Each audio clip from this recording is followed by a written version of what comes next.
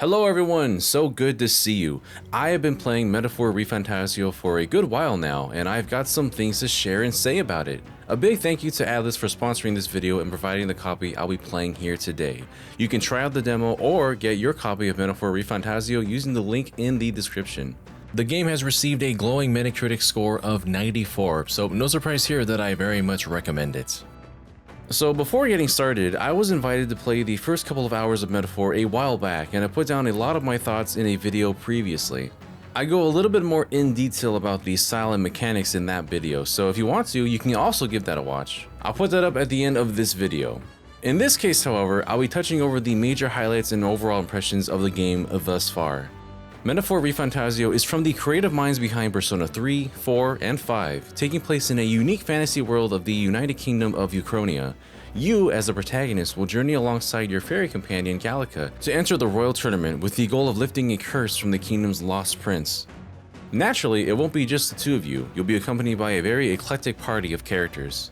The premise revolves around the mysterious assassination of the king. Not so mysterious to us though. We know right from the start that it was Luis who killed the king, with the goal of ascending to the throne. Our party of characters, diverse as they are, all have a thread that ties back to Luis, each motivated by their own reasons to see him dead. A childhood friend of the protagonist, the kingdom's lost crown prince, is suffering a curse that is tied back to Luis. Stroll, a nobleman from a small domain, saw his life and family perish before his eyes as his home burned down and seeks vengeance. Hulkenberg, formerly a royal guard to the prince, thought he was lost when she failed her mission to protect him. Upon learning that they can remove his curse, she joins you in hopes to redeem herself for her past failures. And that's just some of the exceptionally deep characters that you'll meet. Each finds conviction within themselves and turns their anxiety into power, propelling them forward towards peril and their overarching goal. Everyone you meet is so diverse in design, from the tribe they hail from to the minute details of their outfits in this fantasy world. Early on, your wayward group finds themselves tangled in the royal tournaments. With no heir, a successor cannot simply be chosen by normal means. This is the trial to become the next king of the land. There is no restriction of bloodlines or inheritance. This is an event in which anyone can rise to become the ruler of the land, no matter your background or standing in life. Together, you aid each other through the king's trial, with the major goal to get as close to Luis as possible. It's a tense story from the very start. I feel as though I am integrated into the world and how everything works in a very natural and seamless manner. It does take some time before entering battle, but the setting is genuinely interesting enough that I didn't mind the build-up leading up to that point. When you do finally enter battle, you'll be introduced to the core of this gameplay: fast and squad battles. Fast battles allow the protagonist to attack enemies that you see on the field directly. By using Gallica's face sight, you can gauge just how much stronger or weaker the enemy is to you. If they're weaker, you can strike them on the field to eliminate them quickly, picking up experience and money in their wake. If they're a similar or stronger level than you must attack them enough times to destroy their break gauge. Doing so will enable your party with an advantage upon entering a squad battle. This begins a traditional turn-based battle with your party, and enemies will be partially damaged and stunned upon a successful break. If you, however, are the one to get hit upon entering, the enemies will go first with a full advantage over you, which can sometimes be pretty devastating. You have your basic options of attacking, defending, and using items, but the layers of battle go quite a bit deeper. Your main focus in battle will be attacking with archetypes assigned to your characters. Long story short, archetypes are essentially a form of a job system, and you're able to assign any class to any character that you'd like, given that you have the right currency accumulated to do so. Your main character starts off with the Seeker class, which is more or less a jack of all trades, master of none in terms of attack and support. Each archetype usually has a very specific role, whether it's full offense, healing and light magic, defense support by aggroing enemies to hit your tankier allies. There's no shortage of roles. You're slowly eased into battle and learning the archetype system once you awaken to your very first one. However, I feel that you don't truly start to feel the range of what you're capable of until Hulkenberg joins your party. One of the major features I've been delving further into are synthesis attacks. If you have two compatible archetypes or classes on the field at the same time, you can combine your powers to activate more advanced skills on the field. A regular magic attack might now hit all enemies, or you could launch an attack that damages and debuffs a single target. They range from offensive to defensive, like preventing an ailment from afflicting the party. And some just look really cool and over the top, just the way we like it. As you level and rank up your characters, your archetype also gains experience and will learn new skills down the line. Winning battles will earn you experience, money, and mag, which is used to learn new archetypes as well as inherent skills. If you have a skill learned from a class that you might find useful on another one, you can grant them that for a small cost. You can use this system in interesting ways to persevere through a dungeon. For example, one of my characters learned a healing spell, First Aid, that you can use only outside of battle but for a very cheap MP cost. I applied this to a unit that was using HP to fuel their physical attacks, meaning that they had no other use for MP. This meant that everybody else in the party could preserve their MP for magic and attacks while getting healed by somebody else.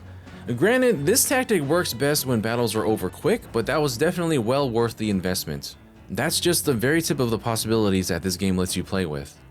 You gotta be mindful with what skills you use because the battle system can swing between being very generous to relentlessly brutal. You start your battles with a set number of points, and by attacking, you use 1 point. That's easy enough to understand. But by hitting a weakness, you will only consume half a point, which means you'll gain another action. If you continue to exploit weaknesses, you can potentially give yourself twice as many actions to work with. This works against you too. Your archetypes have resistances and weaknesses, and if you're hit with one, the enemy also gains another turn. Missing an attack and also dealing 0 damage can result in you losing remaining turn points, so you have to be careful. This is, in fact, very much like Shin Megami Tensei's press turn system, so players familiar with those titles should be able to easily adapt. Using synthesis skills will also consume both characters' turn points and their HP or MP. Hitting a weakness during this, however, grants an extra point to each participant, so it's something that you really need to keep in mind of at all times. It's little things like that where I picture players discovering unique combinations to overcome dungeons and boss battles. And there's plenty more integrated into the day-to-day system of this title. This game runs on a calendar system, one which people who have played a fair amount of Persona 3, 4, and 5 will be very familiar with. In the flow of this game, you'll be tasked with completing major objectives by a certain date. The first, for example, is to traverse through a large dungeon. As you explore, you'll find enemies, treasures, mid-boss battles, and little safe rooms called Magla Hollows. Once you enter a dungeon, you cannot fully heal, you have to rely on items and skills. MP preservation is very important because you'll need to space out its usage if you want to maximize your traversal through any dungeon. Once your party is exhausted of resources, you can leave and then return to the furthest reach safe room on your next trip. And yes, though this may be structured a bit differently, this is essentially clearing as many floors of Tartarus or completing as much of a palace as possible in one day in the Persona series. I do liken it more to the latter though. Early on, when you're not trekking through dungeons, you'll mostly be wandering Grand Trad, talking to the community, gathering intel, and overall bettering yourself. During the day, you can spend your time to either explore a dungeon or increase your royal virtues. Various events will increase your wisdom, tolerance, imagination, and other attributes. Leveling up these virtues is the key to unlocking more archetypes, side quests, and other opportunities. I gotta say, I am so happy that when you're leveling up your stats in this game, you can visibly see how close you are to the next rank. Finally, I am so happy about this. It gives you a bit more foresight in managing your daily tasks.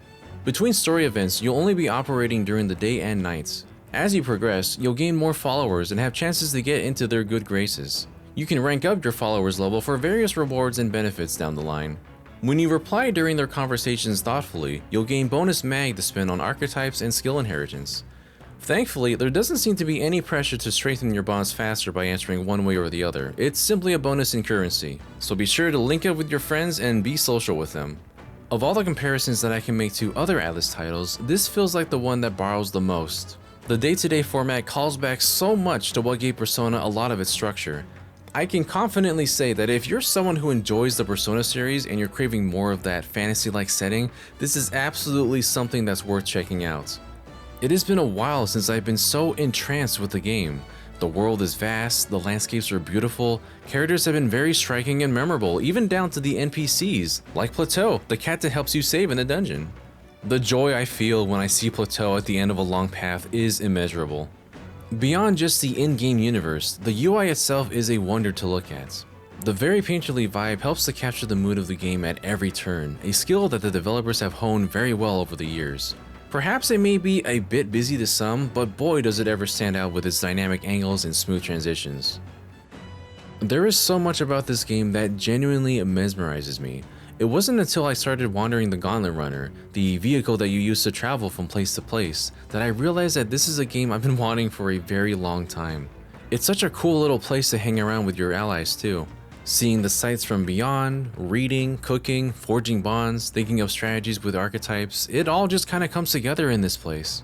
This little hub is unlike anything I've seen before, and Metaphor in general blends just enough fantasy with our real-world history.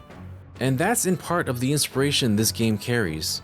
Atlus has always very carefully researched the basis of inspiration with their core titles down to the letter.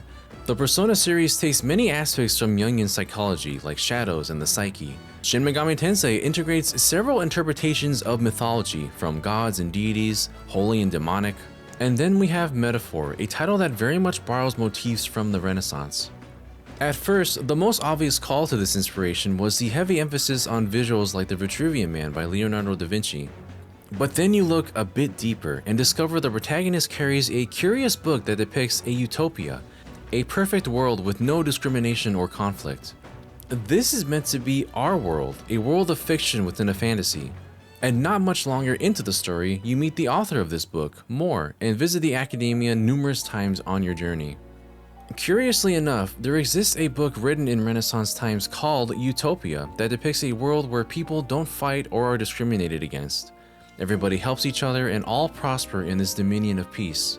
And the author? Sir Thomas More.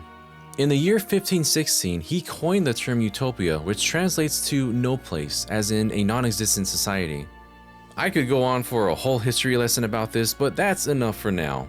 The core ideas I've seen linked to history are simply fascinating. Having knowledge of this title's roots of inspiration, I'm more than excited to see where the characters and this game's story takes us all. Thanks again so much to Atlus for sponsoring us and letting us here at GVG take a closer look at Metaphor ReFantazio. If you want to give this game a shot, there is a lengthy demo available, and if you want to purchase the game on Xbox or PC, there is a link in the description down below. I earnestly hope that people do try this game. I think it's going to be something special. We just need more people to talk about it. And thank you for watching. Will you be picking up Metaphor ReFantazio? I'd like to know what you think of the game so far, early impressions or not. This is likely not the last time you'll hear me talking about Metaphor, so stay tuned to GVG for more updates on this and other games coming up soon. Take care, Captain. Till we meet again.